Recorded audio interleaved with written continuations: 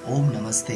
भारत एक समृद्ध इतिहास है। भारत का एक समृद्ध इतिहास है जिसमें वीरांगनाओं ने अपनी शौर्य और पराक्रम की छाप छोड़ी है।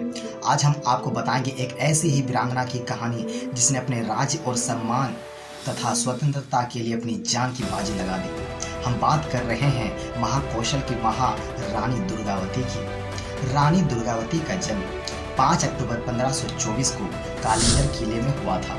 वो एक चंदेल वंश के राजा कीर्ति सिंह चंदेल की पुत्री थी।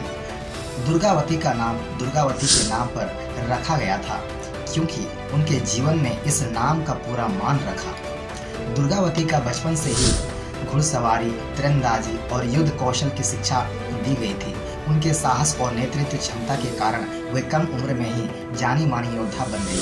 1542 में उनका विवाह गोंडवाना राज्य के राजा दलपत शाह से हुआ, लेकिन जल्द ही दलपत शाह की मृत्यु हो गई और रानी दुर्गावती ने मात्र 25 साल की उम्र में अपने नन्हे बेटे वीर नारायण के साथ गोंडवाना की बागडोर संभाल ली। रानी दुर्गावती ने अपने शासनकाल में गोंडवाना राज्य को मजबूती से संभाला और राज्य की प्रजा का दिल जीत लिया।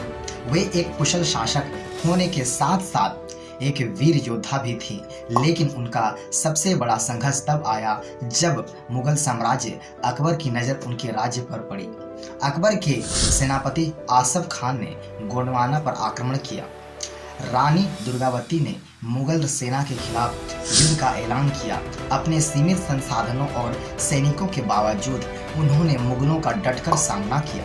रानी दुर्गावती ने कई बार मुगल सेना को पराजित किया, लेकिन अंततः उनकी सेना कमजोर पड़ गई। 24 जून 1564 को जब उन्हें लगने लगा कि पराजय निश्चित है, तो रानी ने अपने स्वाभिमान की रक्षा के लिए आत्म बलिदान कर दिया। रानी दुर्गावती की वीरता और त्याग भारतीय इतिहास के सुनहरे पन्नों में दर्ज है। उन्होंने सिद्ध किया कि देश और स्वाभिमान की रक्षा के लिए एक नारी भी किसी से कम नहीं होती। आज भी वे देश की वीरांगनाओं के लिए प्रेरणा स्रोत हैं। उनकी स्मृति में मध्य प्रदेश सरकार ने जबलपुर विश्वविद्यालय का नामकरण रानी दुर्गावती विश्वविद्यालय रखा। उनकी शौर्य गाथा हमें सिखाती है कि साहस, नेतृत्व और आत्म बलिदान से इतिहास में अमर हुआ जा सकता है।